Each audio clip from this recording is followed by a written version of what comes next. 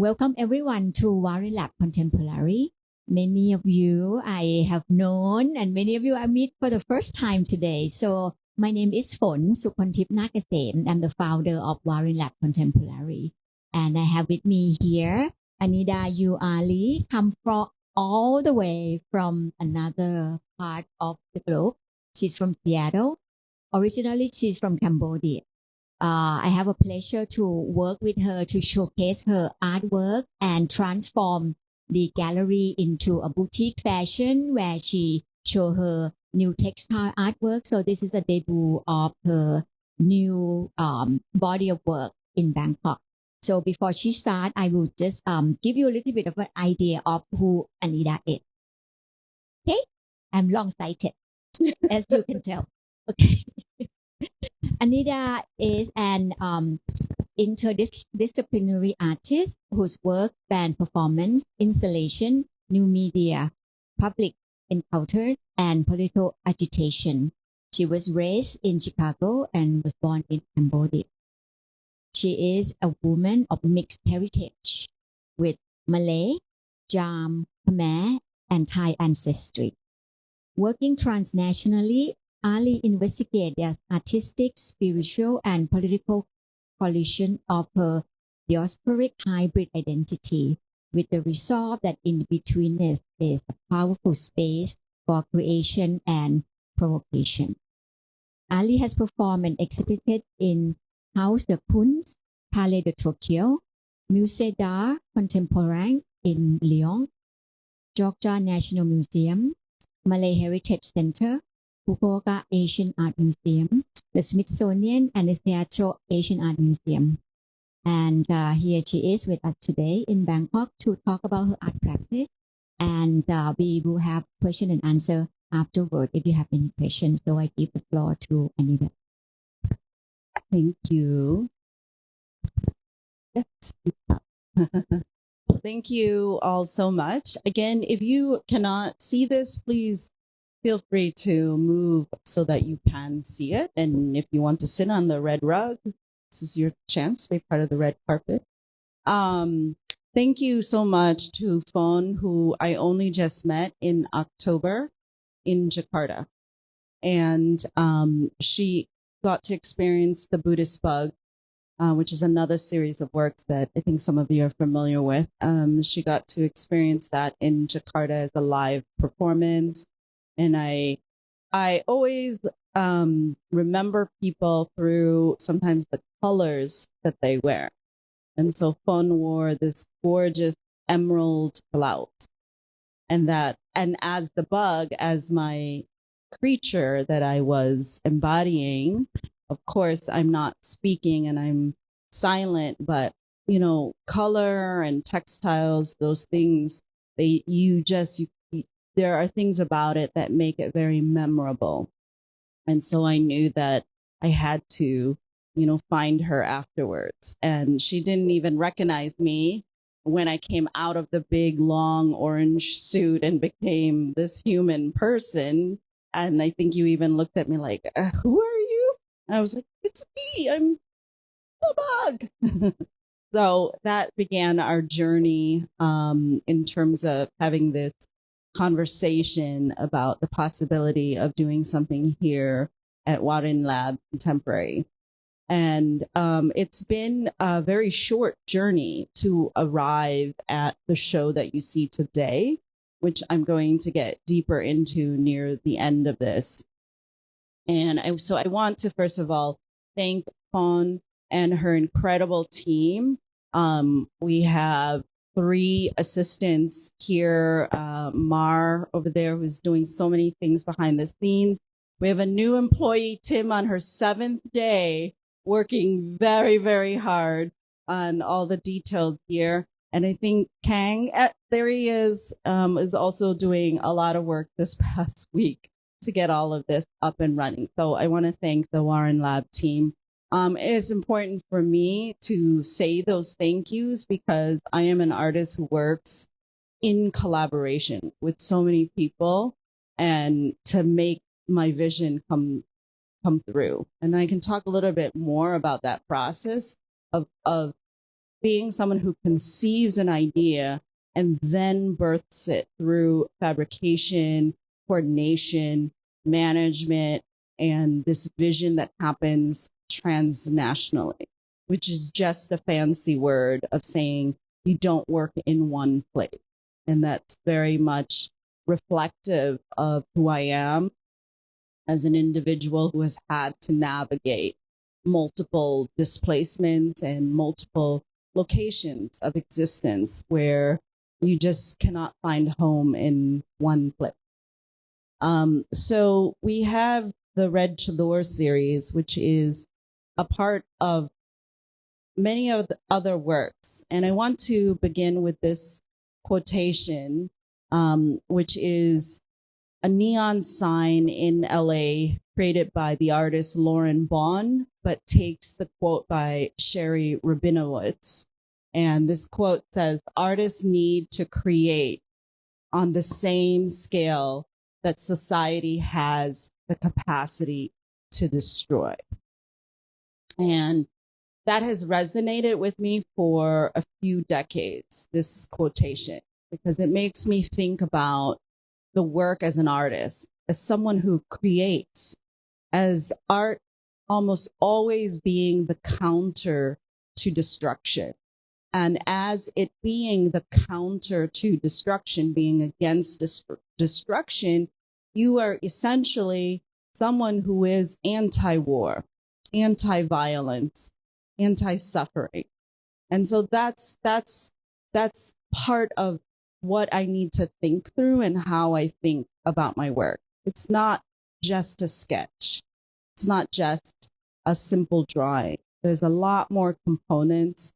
And then the creation of the work is on a scale that sort of suits this notion that we have a lot that we are battling as people in this world. And so I think about that in relationship to my roots as somebody whose family suffered greatly in the displacement of Cambodian people in the mid-1970s and having to leave their place of belonging to a whole foreign country. In my case, it was the US.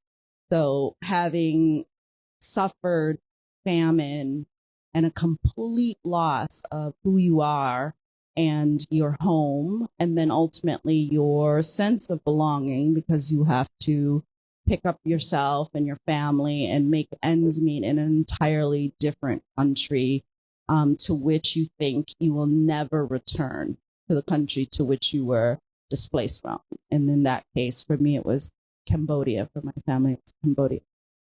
And so when I started to do a lot of my work, and I'm only going to talk about the Red Chador series, I think about a lot of things that brings a persona together. And because I am a performance artist, that is how I think. I think about, what am I going to make that gets placed onto my body that I then become this character that is no longer me, but is a part of me.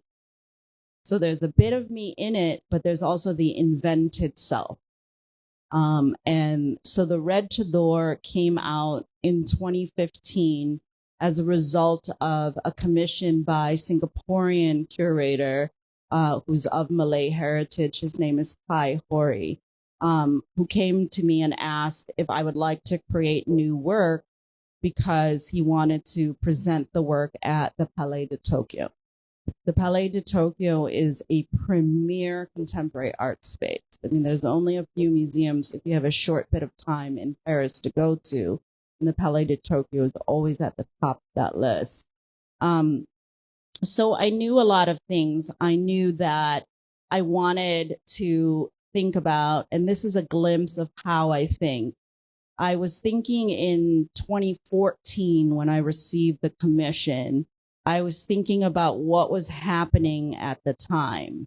What was happening at the time were a bunch of incidences. One is the brutal massacre of the caricature artists, the French caricature artists who did do some racist caricatures of Muslim people and had done so for a long time, but that does not mean that they get to be killed for it. So I just want to be clear about that. But then you see a lot of these headlines during the time calling Muslim people, and those were the killers happened to be holding the religion of Islam, and therefore they were Muslim. And so people came together to do, Je suis Charlie, and also these headlines. And then on top of it, the headlines were pushing forward this very anti-Muslim position. And so France also did the ban on the burqa and the burkini, and then all signs of religious belonging, with a particular perception Muslim people were being targeted.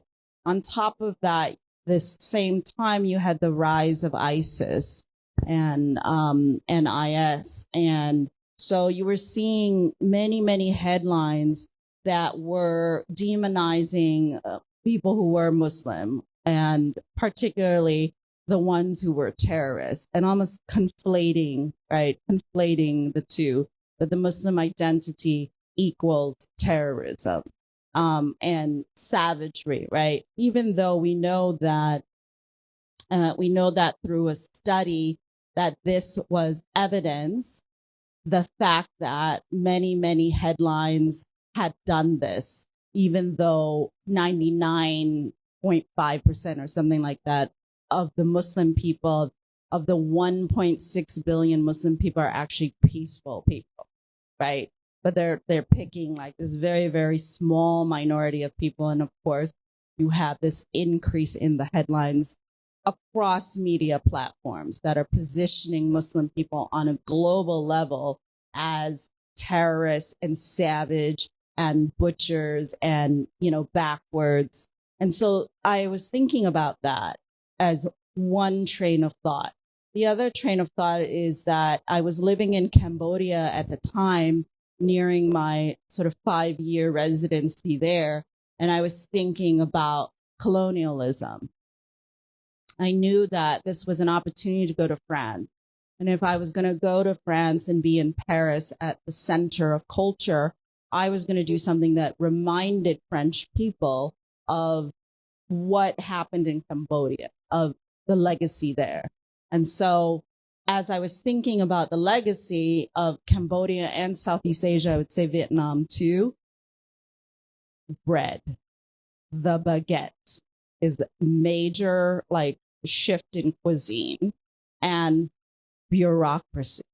The French, I blame the French for the level of bureaucracy. I'm sure Thai people blame the British for the level of bureaucracy that our people have to deal with. And so those are the two things that I think that the French has left a permanent embedded mark on their colonies with, along with many other things, but just giving you a clue as to what I'm thinking through. But then I also thought about, as I thought about the ban on the burqa in France, I was thinking about my own heritage as someone who grew up with a talakung, which is a Muslim garment that's mostly Malay and Cham. And this is our prayer garment. This is what we wear. This is how we cover when we do our prayers. And then there are some Muslim women who go further and who cover every day. And that is an extension of their faith and their belief. At the same time, I love the pageantry of Catholicism. I love that in certain religions, we forget about this kind of ostentatious, which is a fancy word for showy, presentation of a religious figure, right? So the bishops and the cardinals in Catholicism have this pageantry. Then on top of it, I am a big science fiction freak. And so this is all kind of as I'm thinking through creating this character that's going to challenge the French people, that's going to be funny, that's going to remind people of the showiness of religion. I'm also thinking about the effects of science fiction in my own sort of upbringing, and this is the Imperial Guards of Star Wars. Now, I didn't think about it directly. It would come later as I was thinking through how I was drawing my character. And it makes sense. If you're familiar with the Buddhist bug work, you'll also know that there is a kind of nod to the Dune spice worms, if you follow the series with the Buddhist bug. So here's what I end up landing on is I start to sketch the design of the garment, which is behind me, which is the same pattern that's used for all of the new 28 chadors you see in the current exhibition. And I was deciding between whether she would be hot pink, because I was thinking Barbie, right? Barbie and ultra femme, like very, very femme. Like, how can I make this character like extremely visible in her femininity? So I was really thinking about whether she would be pink, hot pink, or red. And then ultimately, I thought red would be a little bit more powerful because, again, I was thinking about the cardinals, the bishops, and their red. And then I was thinking about the way she would walk, because the whole performance is 6 to 8 hours long, and the way that she would walk and just gently flowing with this train, and that maybe that's a kind of life and blood moving through the city sidewalks and the subways. And so in my visual mind, I felt that red was a stronger color for the purposes of what I was going to do. And then on top of that, not only was I performing on the outside in the actual Paris setting, I also did a 12-hour durational piece inside the Palais de Tokyo, in which I set out 99 French baguettes, and I became an executioner for 12 hours. And the reason being is, so I became this person who took these 99 baguettes hostage. And every hour on the hour, I would select a baguette and I would announce, and this is the only time that the Red Chador has ever spoken in the 10 years of the project. This is the only time. And she would select a baguette every hour, and then she would make her demands of the audience, because right now she's similar to the way that many people see Muslim terrorists as holding people hostage. I decided to do a few things in this work, which is hold the precious baguette, which is a world famous French item, right? And remember, I said that the French left their legacy in Southeast Asia with the bread, with the creation of the baguette. And so here I'm selecting a baguette and I make a demand every hour, and then I turn a kitchen timer clock to 1 hour, and I allow the audience to try to meet my demands to save the baguette. They have exactly 60 minutes to make me happy by fulfilling my absurd demand. And then if you do, you can save the baguette. If you don't, the baguette gets beheaded. So again, I'm using the language, right, that the people who are stereotyping the Muslims as savages, as people who behead their hostages, and creating this fear, correct, of the image of the Muslim. But by becoming an executioner and using the idea that it was actually French people who came up with the most brutal beheading machine. What do we call it? The guillotine. And in French, it is guillotinage, right? So I'm here reminding the French audience that, well, you are responsible for the most beheadings in the world, including when an Algerian freedom fighters wanted to break free from the colonies. The beheading machine was used on the protesters, on the people who were trying to assert their own liberation from French rule. So here I am in a position of power holding these baguettes. And this is, again, 12 hours long. Sitting there, sometimes I would walk around, and the Palais de Tokyo has an incredible audience. Like, there are thousands of people who come through. There are hundreds of people who take field trips there with classes. And so the French audience was incredibly engaged. The baguette is now a UNESCO protected, intangible world heritage. In 2015, it was not. I'm not sure if I can get away with doing this piece now, but in 2015, it was not protected. So many, unfortunately, during the 12-hour long, many baguettes were not saved. They did meet their doom by my knife going down and then the part of the baguette falling into the basket there, similar to how they beheaded in the past. And then but then there were a few that did get saved, and that was what was incredible. There's one story I tell where a group of French students came, and their teacher spoke English and came up to me and said, I don't understand why you're doing this and why you have to kill the bread.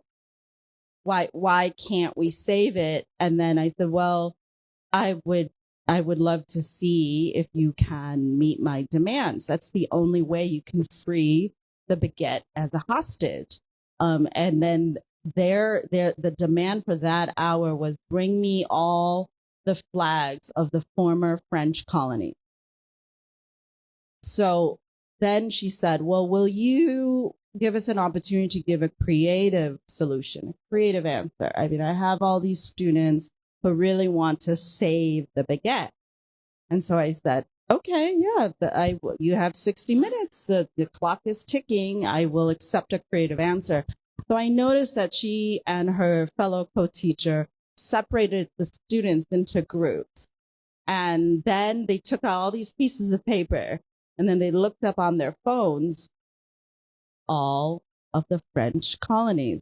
So a lot of my demands is forcing the public to also talk about what the French has done in terms of racial issues, and in terms of their relationship to migrants and stuff. And so a lot of my questions, the demands are absurdist in getting them to think a little bit more. I also know that French people don't collect the data on race and gender. And so I think that's a really big difference between the US and France. And so they're breaking into small groups, and the clock is ticking. I think there's like 10 minutes left, and they all come, and they're very excited to share all these drawings with me because they've just sat down and drawn all of the flags between all the groups, and they present the flags to me, and they say all of the different names, right? Algeria, Mauritania, whatever, all the countries.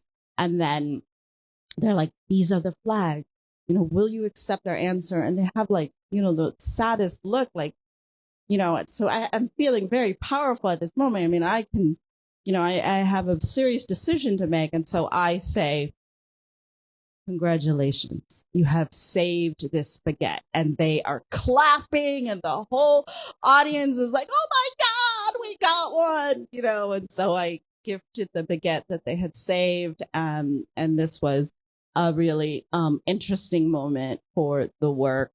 There were other moments where they did try, and I felt like they didn't really fulfill it.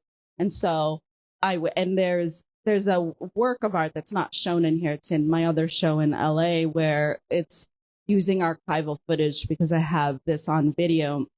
And I say, no, I will not accept that answer. And then I do the beheading and there's a loud gasp, right? This like this. And so it's really interesting, right? The ways in which this object holds this metaphor and this meaning for people, and that they would be so passionate about saving this baguette that is essentially painted white and useless, right? Other than, of course, collectors. I did have one collector that saved that baguette. At the very end of the whole performance, I just, of course, had to get rid of everything. And there was one Parisian collector who I'm now friends with, who saved the baguette.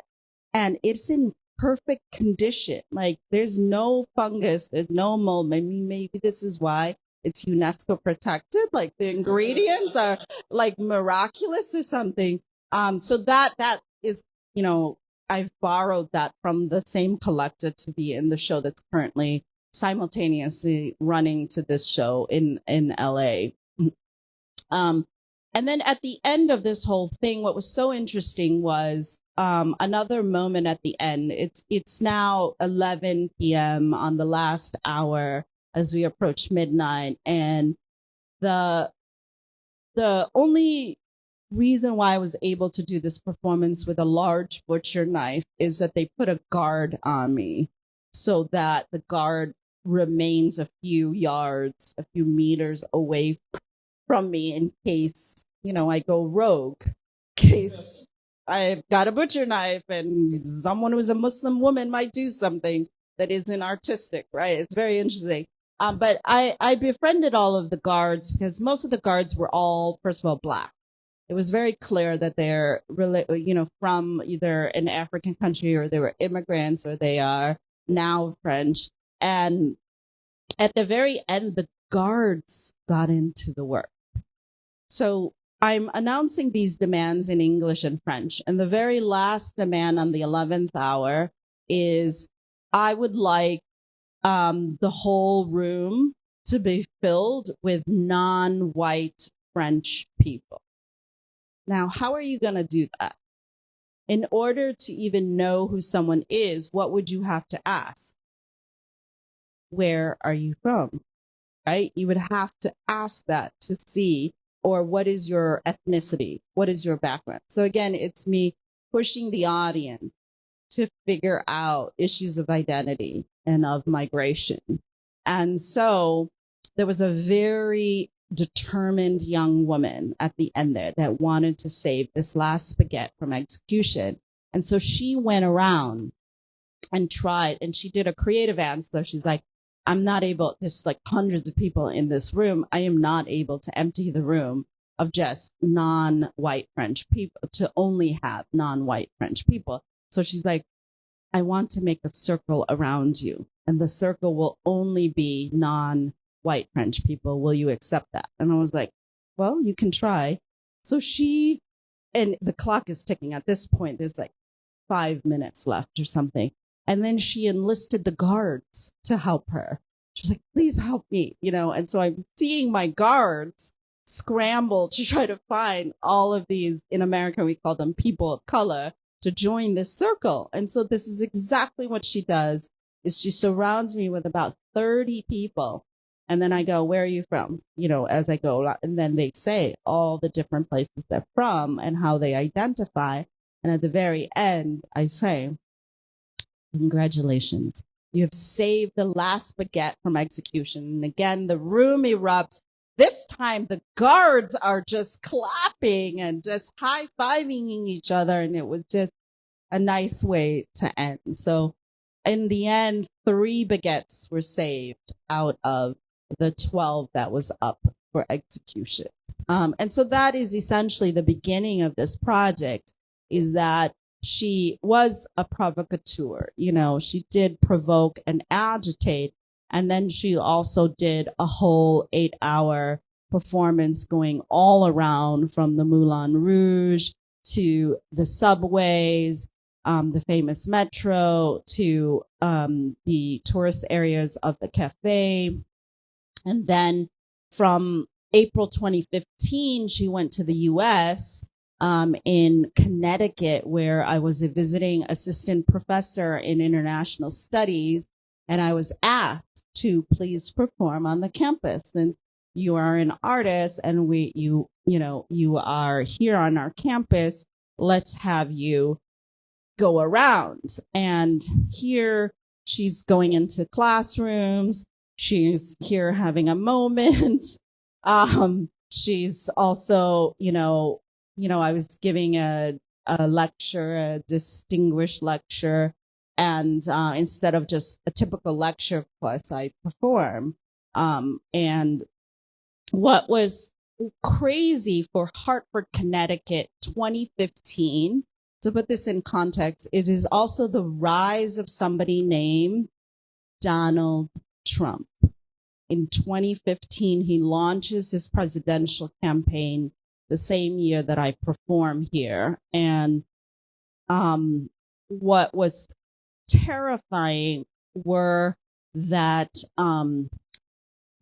there were just really terrible responses to her in Connecticut, in America.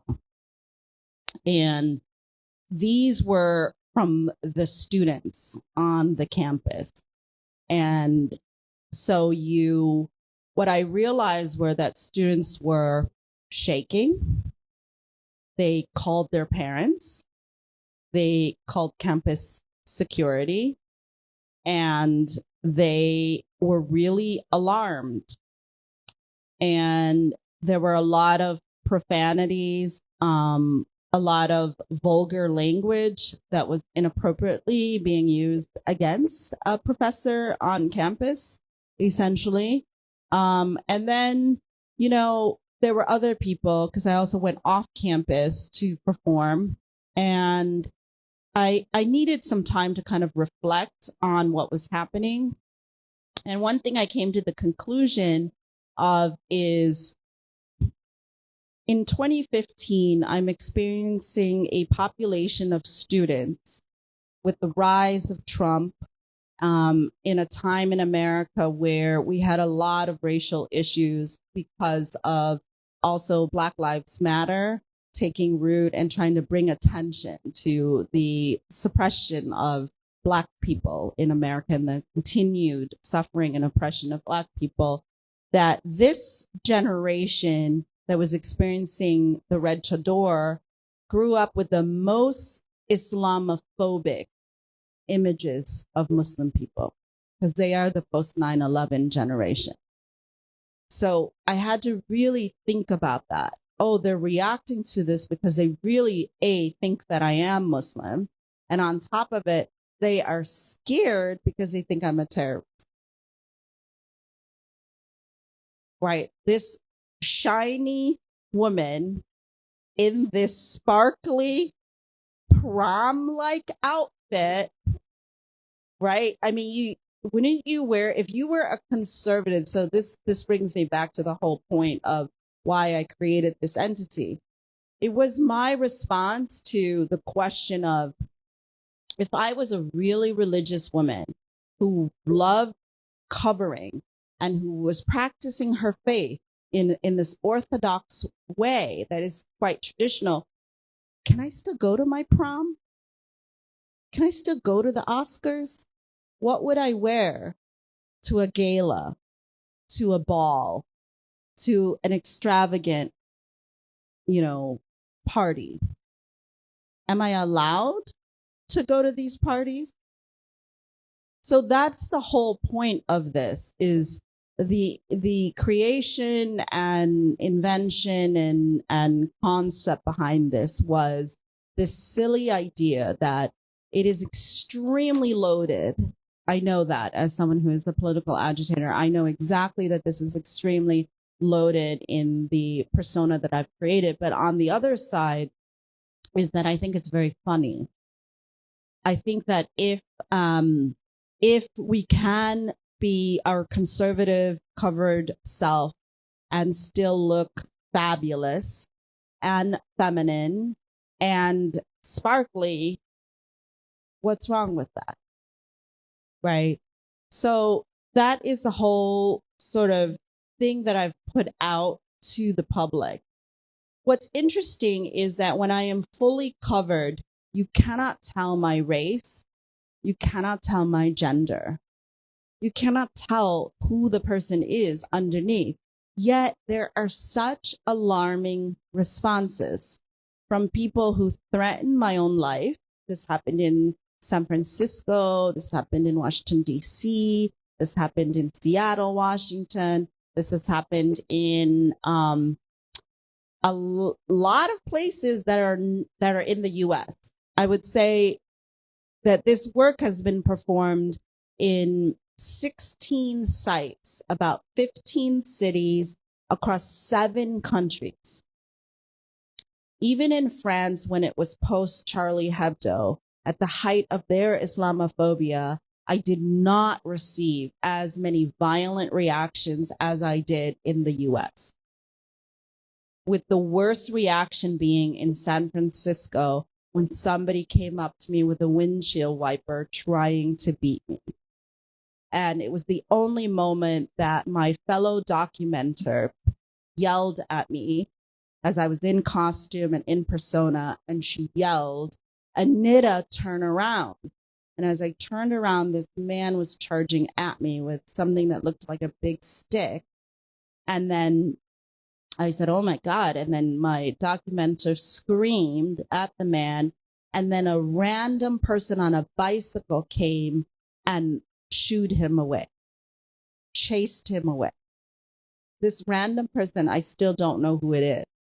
They were just some random person on a bicycle who came to just chase this person away. And that was in 2017. And in that moment, we were only a block away from the gallery. And so I said, you know what? It's not worth it. I'm going to take off this outfit and we're going to try to walk safely to the gallery. And that is the only time I have broken character, as most of my durational work is, like I said, 6 to 8 hours long and then 12 hours for the Paris one. There have been many people who are afraid of the Red Chador in Washington, D.C. at the Smithsonian, where she was presented with a field of 99 U.S. flags alongside 99 tiny white flags that have the word salam in Arabic, which is peace, all around the perimeter. This had thousands of people who experienced the work. I performed for 2 days, 8 hours a day, and this work was censored. There's a large article in the Huffington Post about the censorship of the work, and essentially I had to sign a contract that said I would not go rogue, that I would not, this is in my contract with the Smithsonian, they would not let me perform unless I agreed to not touch the flags, that the whole performance would be shut down if I touched the flags and if I broke from my agreement to be silent and still. That is, and in the LA show, like I said, that's happening right now. The contract is on the wall. So the line in my contract that positions me to be silent and not move away from what is contractually obligated is on the wall of the gallery with the Smithsonian name redacted, crossed out, as a result of me sort of reclaiming that moment. The performance ended up going up, and the article about the censorship came later, after we were allowed to talk about it. And in Washington, D.C., I also took her outside of the gallery. So she was performing inside the gallery for 8 hours over 2 days. And then on the third day, I did a walk around Washington, D.C., and went to the Vietnam Memorial Wall, the Lincoln sculpture, the Lincoln Memorial. So all these sites that are very well known in Washington, D.C. The work has gone to San Francisco, even in the Castro district, where I thought I would be very welcome. You know, people just love taking selfies with her. And I love doing these kinds of photos. Sometimes I feel trying to be in solidarity to homeless people. And then I did an iteration. So I used the number 99 formalistically in a lot of my work as a way to reflect on the 99 names of Allah for those people who know about the religion. And here in Hong Kong, I'm using 99 protest signs as a homage to the umbrella movement, to the yellow umbrella movement, which is the pro-democracy movement in Hong Kong that was brutally squashed. And in March 2017, I got an opportunity to go to Art Central, which is a major art fair there. And I performed for an entire week. And knowing that this context, you know, they had just cleaned off the streets, basically, of all the protesters.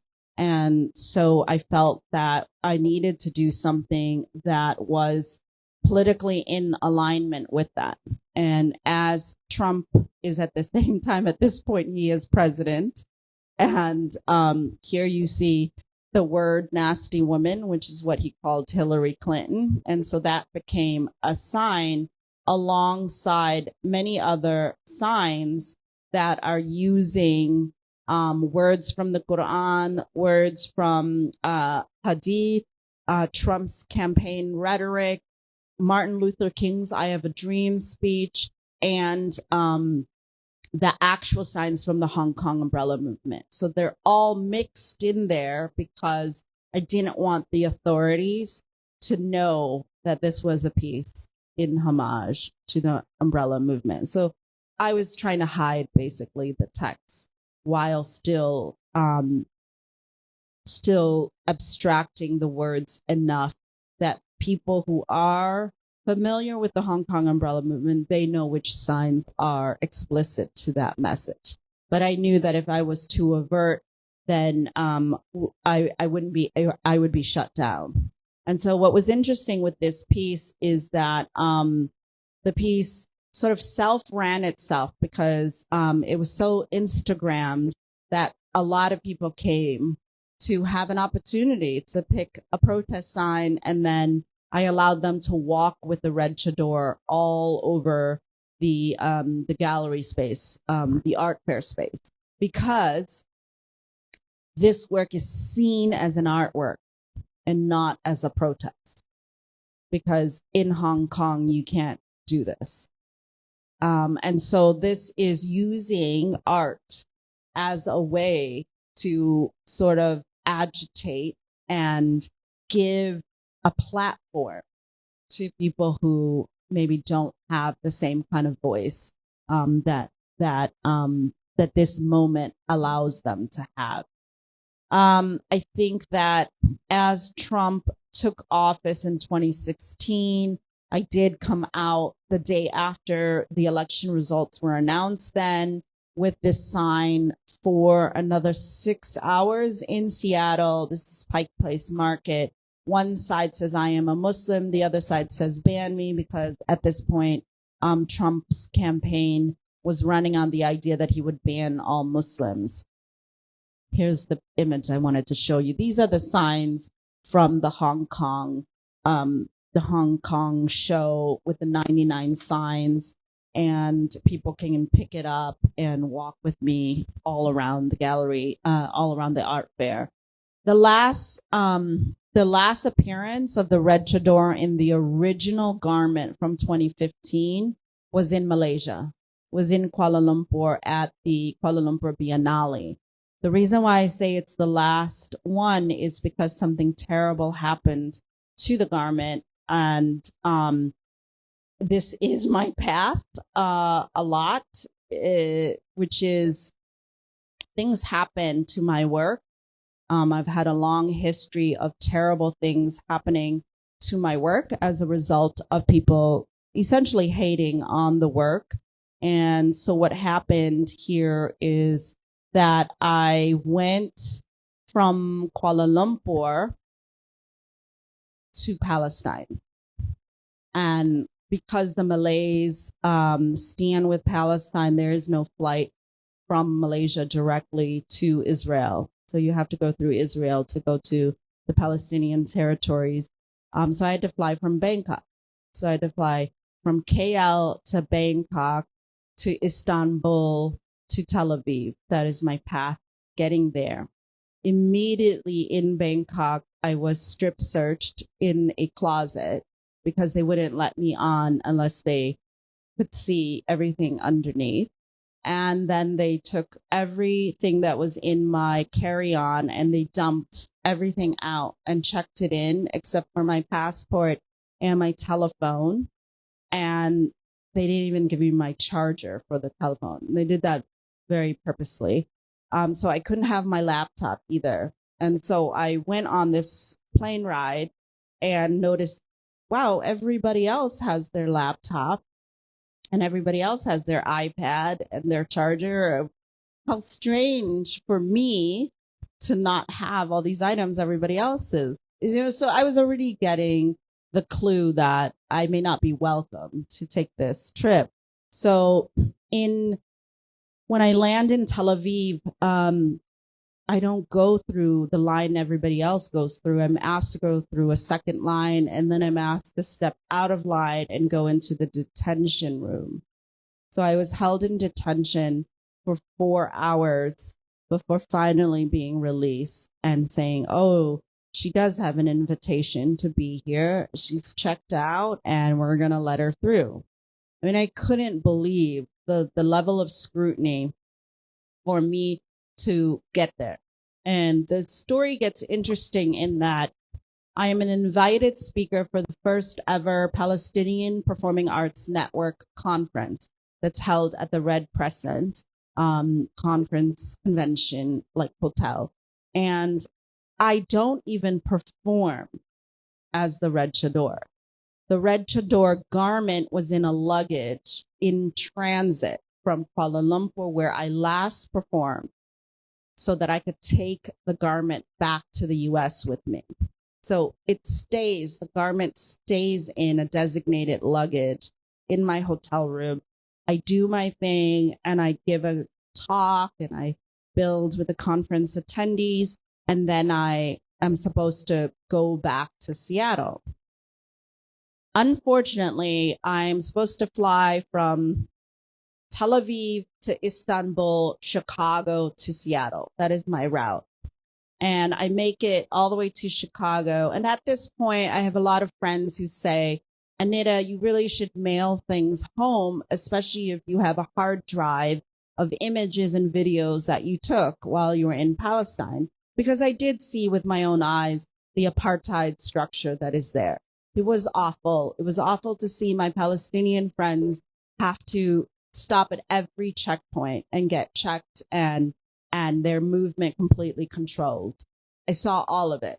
I didn't take a single photo or video knowing very well that I was going to not make it through the line otherwise. But I didn't think to send my Red Chador garment ahead of me. I didn't think to mail that because I thought I didn't do anything. I didn't even perform as her. So long story short, when I came ultimately back to, when I stopped in Chicago, my luggages didn't show up. And they made me stay in Chicago because I couldn't go further unless I traveled with my luggage. Then the next day they said, oh, I'm sure your luggage came. You are a US citizen, so we're going to let you go ahead, go on to Seattle. So I went to Seattle. My luggage just didn't come. 2 days later, one luggage came back. 2 weeks later, the missing luggage didn't come back. A month later, they checked, and that luggage that had the Red Chador garment was last tracked in Tel Aviv. It never left Tel Aviv. It never left like it was supposed to, which is Tel Aviv to Istanbul, Chicago to Seattle. It is a clear message from the powers that be to really send me the message to never come back to Palestine, to Israel, with the work that I do.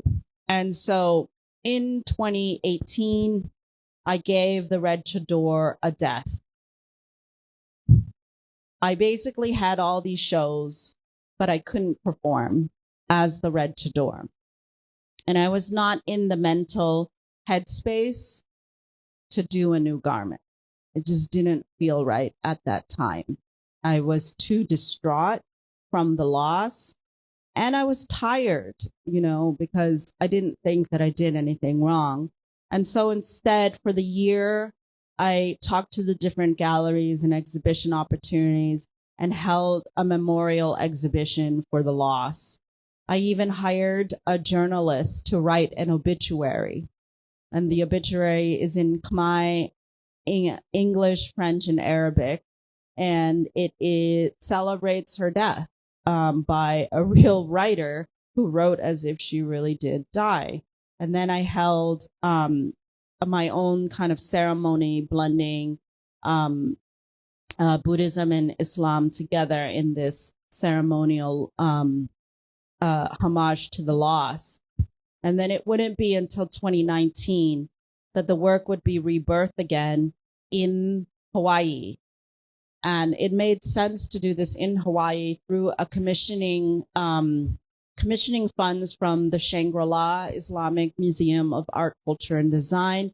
But I also thought that because the Hawaiian Islands themselves are mythologically like created from fire and water, and they're at the very end of American Empire, that it just felt like the right place to rebirth the work. And so in this show, you're also seeing the images that came from that rebirth moment. And so to continue this sort of myth on the work is she is being rebirthed from the water and the fire, being the lava rocks of Mauna Kea, into a new iteration in which she is no longer alone. She is now surrounded by 6 other beautiful colors of the anunu, which is the word in Hawaiian for rainbow. And the rainbow, part of their myth is that it is seen as a celestial pathway. It is a celestial pathway for beings of the earth to communicate with the heavens. And how beautiful that idea is beyond the obvious sort of queer alignment with this aesthetics. Because for me, I think that the next layer of the work for me to make this, I can't just make the same work. It doesn't feel right. I have to be challenged. And so one of the things in a lot of religious communities is that, especially in Islam, is that we need to address the homophobia, and the sort of anti-LGBTQ sentiment that is sometimes in the practice in some of the traditional thinking. And so this is me challenging that and trying to open up the conversation in terms of, if Muslims want people to stand up against Islamophobia and against that kind of racism, we need to align ourselves with also other forms of hate, like homophobia. And so here you have a piece here, which is called Rainbow Beach, performed on Waikiki, which is a very big tourist destination in Honolulu. And it's one of my favorite prints because it shows the coexistence of covered bodies and less covered bodies enjoying a moment on the beach. I think that it really speaks to the kind of work that I want to see like happen in terms of coexistence. But, the work also is a performative work. And so here on the anniversary of 9/11, which is a really big moment in American history, this is the 20th anniversary, and I was asked to perform as the Red Chador and her Rainbow Brigade. And here is a moment that's just a photo, but the actual moment is the security at the mall who radioed all the other security people being alarmed that these folks are walking through this space, and that they are very scared as to what is underneath the garments and what these people might do. And what's interesting to me is in America, if you wear a big wedding dress, if you're in a big prom dress or an evening gown, my God, nobody says anything. Why? What's the difference? Isn't that interesting? If you were in a Halloween costume, nobody says anything. Why is it different with this? Because it reads as Islamic, and therefore it automatically means you should fear it, right? Isn't that interesting? So if I wear a mask like Freddy Krueger from Nightmare on Elm Street as a Halloween costume and I go into the mall, nobody's going to say anything. I'm wearing the mask of a murderer, right? Nobody's going to say anything. But this beautiful outfit that is sparkly and shiny and full of sequins that resembles something that is Islamic is completely feared, mostly by the authorities in this situation. So there are a lot of images that have come out of this piece. I'm fortunate enough to have one of my photographers, Dylan Maddox, right there. Please wave, Dylan, who's here, who was there during this like 6-hour performance. And this is one of the shots. I knew that I wanted to pay homage to the Beatles' Abbey Road album cover. And it took us many tries to do this because we're performing live, right? But I knew I wanted this image.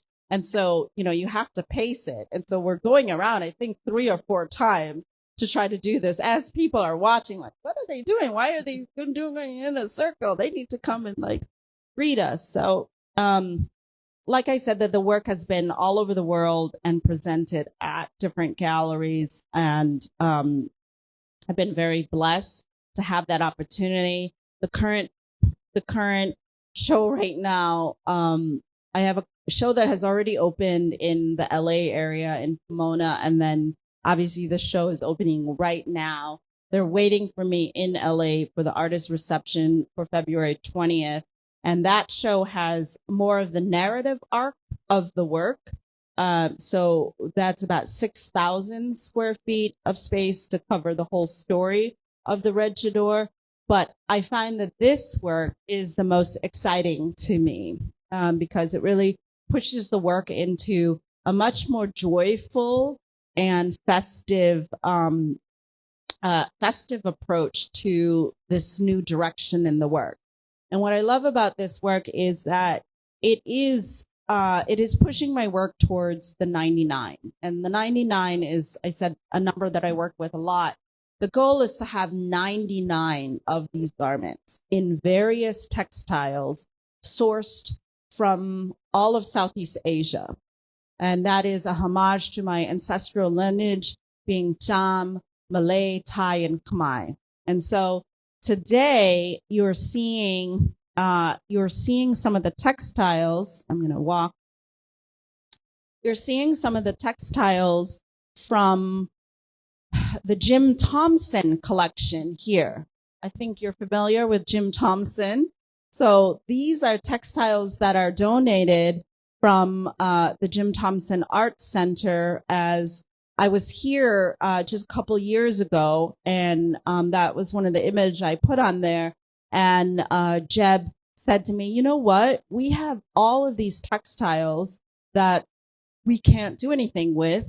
And it sounds like you need some fabric. So would you like to look through and maybe use some of it? And I said, yes, I would. I very much would like to do that. And so this is the collection from those textiles. A fashion line requires 14 garments to make a fashion line. So these are 14 garments from the Jim Thompson collection. And then these are 14 more garments sourced from the open air markets in Phnom Penh and Bangkok. So you have this one from Bangkok, and you have this one from Bangkok, and then you have all these fabulous ones from Cambodia. I absolutely love the open air markets because that is where life happens. You must experience the bartering of Asia. I mean, you cannot just go shopping and look at the labels and find the price tags. You need to have a little back and forth, right? And you need to kind of rummage through like stacks of fabrics or rolls of fabrics. Like I like that. And it inspires me. And so the whole idea for this show is instead of me performing, you all get to perform. You all get to feel what it's like to wear something that covers yourself. But you also get the choice to pick something, have the experience, especially if you've ever wanted to feel what it's like to be more covered than you are today.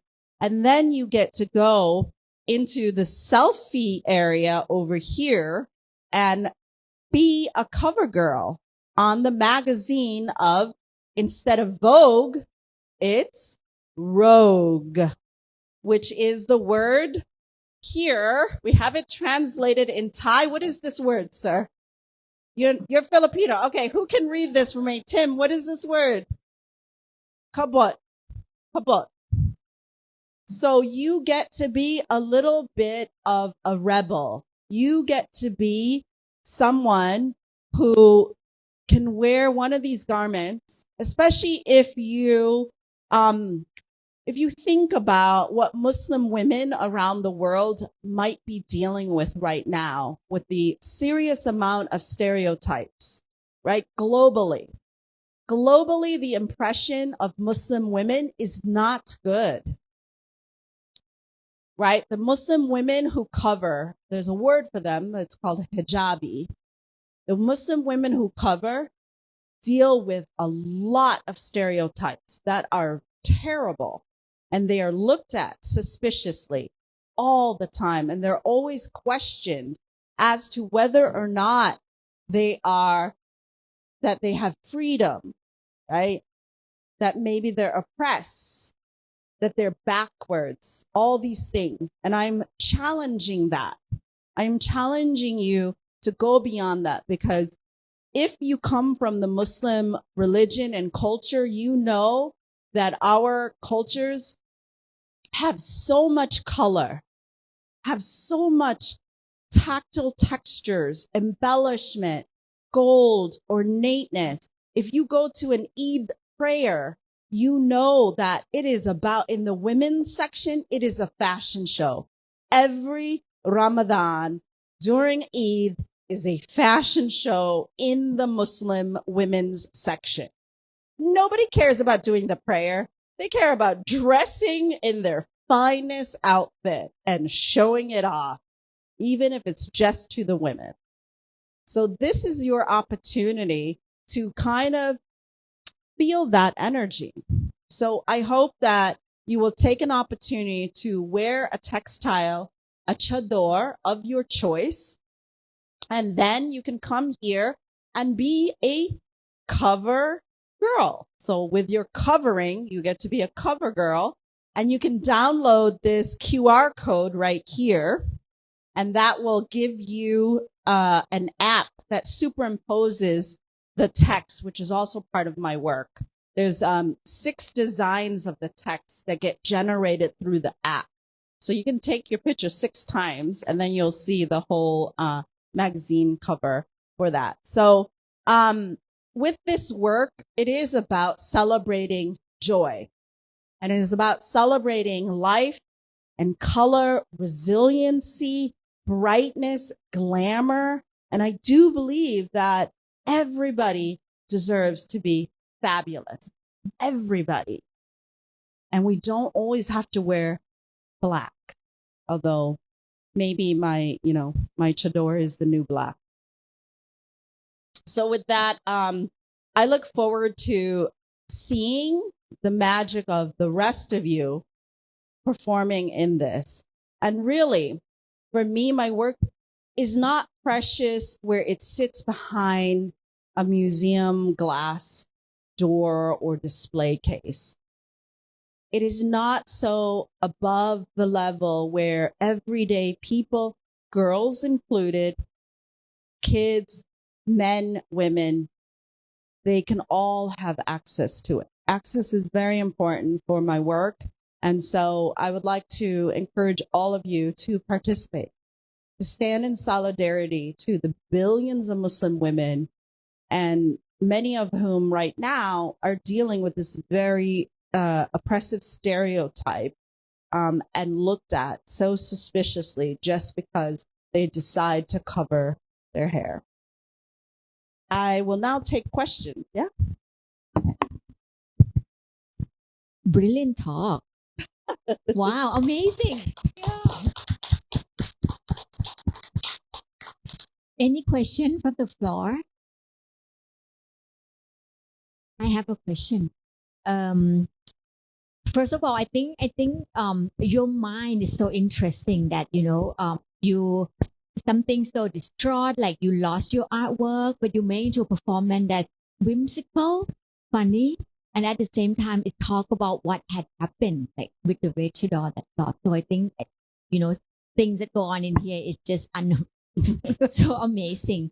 You talk about how threatening you the performance outdoor has been. The video upstairs shows some shots of people actually hugging you. How did it happen? When someone is very friendly being in this Red Chador and people feel so threatened about the persona. How did it happen when people are so friendly? Yeah, that's a great question. And I do encourage you to go upstairs to watch the video, which is a commissioned work from Australia that happened over 2 weeks. And so you're seeing live documentation of the actual encounters that the Red Chador and her Rainbow Brigade had with many people in Australia, from the Aboriginal community to the white Australians and other people of different heritage in Australia. And that particular piece is at the intersection of a heightened militarism, which is what Townsville is known for, and art and athleticism. So if you think those three cannot be combined, I urge you to go watch the video because we have combined them. And you will see that there's always an element of humor, which is that the Red Chador is playing rugby in the middle of this area that is right next door to the stadium.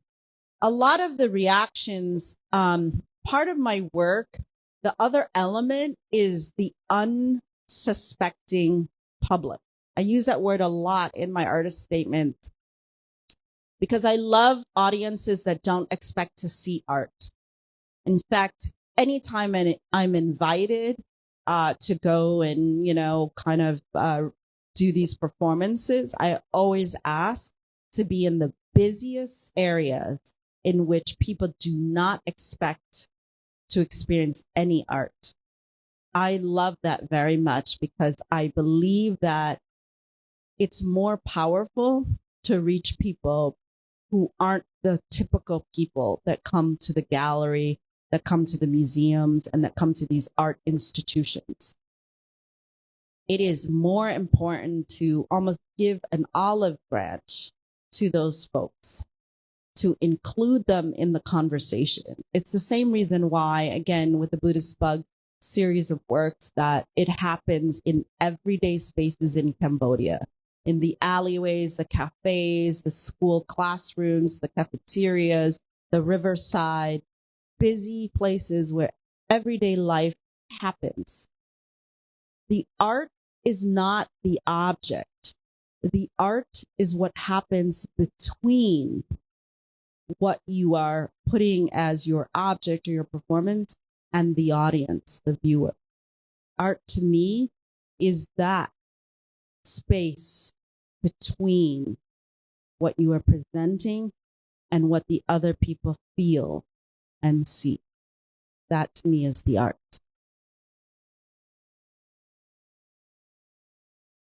Yes, my fellow artists. Actually, I'm not sure this is it's appropriate or not. I do help with Mela Jasma long time ago, and she did with her rock skin suit, and it's really similar. This is the what Chador. So it's really remind me this is both of you is I mean the concept of the suit itself is crash each other. For Mela Jasma, that suit is really against to the religion way because frog is mean the dirty animal for the Muslim. But she have what protection by Dutch who is colonized in Indonesia before. So there's a tactic that she used.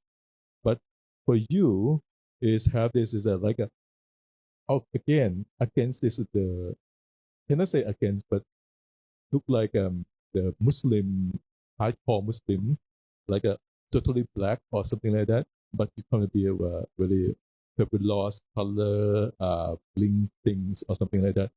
I saw in a similar way, but is a crash in the meaning things in the same time. What do you think about it?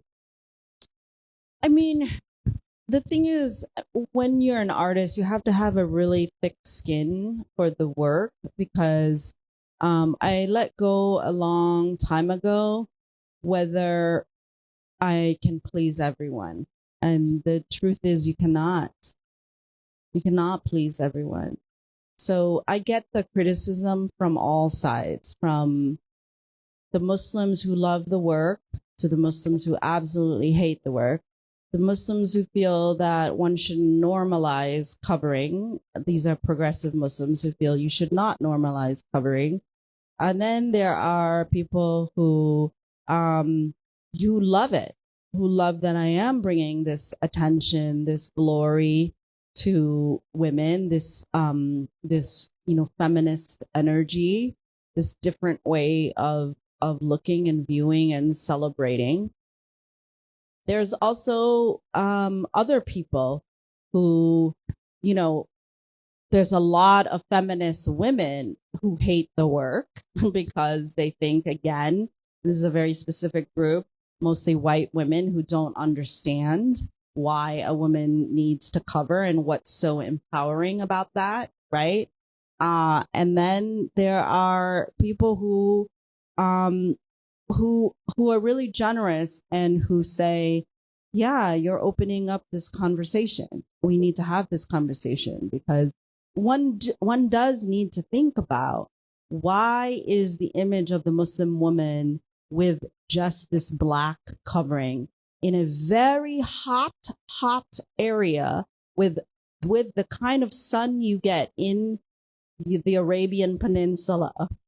Do you really think a woman is dumb enough to say that you must wear black in the sun?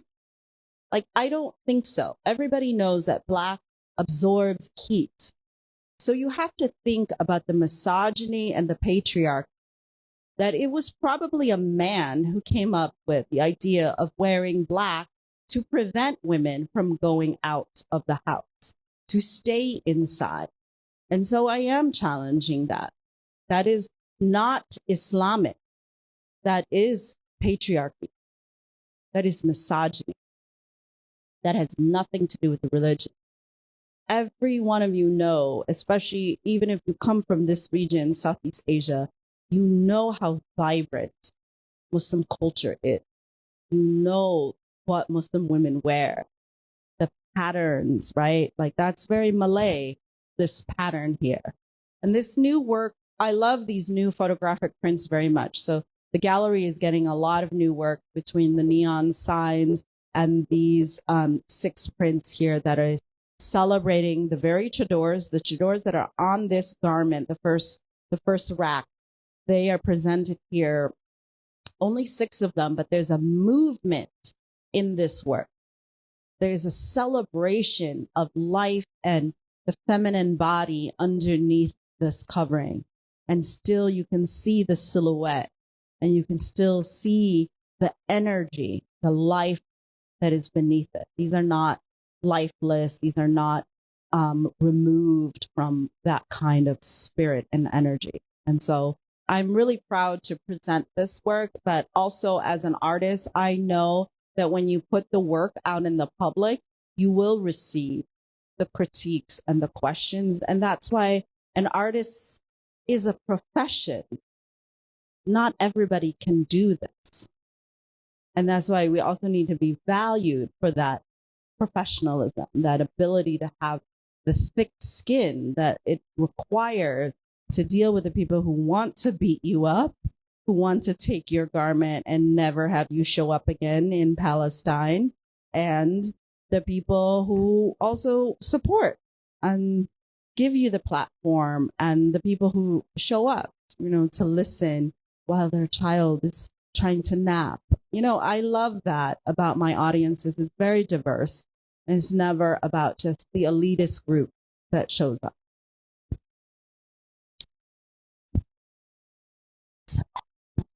So you said that the Red Chador doesn't speak except for the time that you were at the Malay Tokyo. Yeah.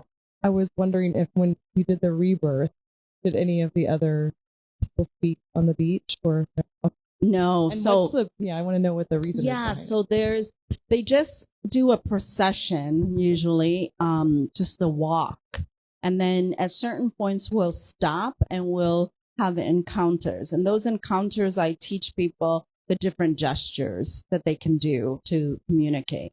And all we do is we go up to people and we'll give the Islamic heart shake. That's done in a lot of Muslim cultures, especially with women who don't want to touch another man's hands, is they'll give a delivery of the heart shake.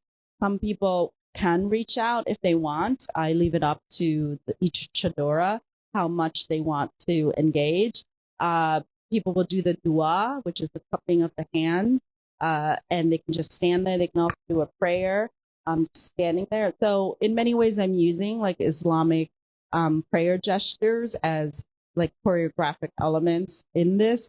And then what's amazing is they don't say anything, but we receive so much from the silence, right? Good and bad. There are people who will reciprocate and they'll, will just hold somebody's hand for a little bit.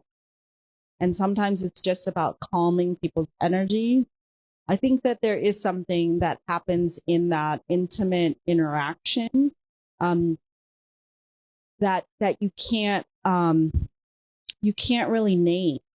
It's just like an energy that is being exchanged in that moment of having that performative encounter. So it's really hard to explain what happens because you sort of have to be in it. And tonight, I will say that the Red Chador may make an appearance and may give you a little bit of that energy. Any more question on this side? So I'd like to thank, round of applause to her. And I want to congratulate you for your bravery, to push this idea and also to share with us your art practice and make us understand more of the Muslim world, of the point of view. And I think the message is very important for us together peacefully in this technology. And I'm so happy that she's here with us, and she will talk to you more in detail about the artwork. If you have any more questions, and also everybody, please feel free to participate with the artwork, engage with the Chador, and be part of the exhibition. So everybody today, when you are going to the selfie booth, you also get your own photograph home, and also being on a selected 99 to get on our board. And you get to sign it too if you would like to have it on the wall. Yeah. So put a message. Yeah. So the exhibition is from today until the 29th of March, and we have all the hashtags. So please spread the word. I would like a lot of people to come and see the work, because this is such an important message, and she's such a brilliant artist, and it's very important that a lot of people know about her work. So with that note, thank you very much, and Thank you. everybody enjoy.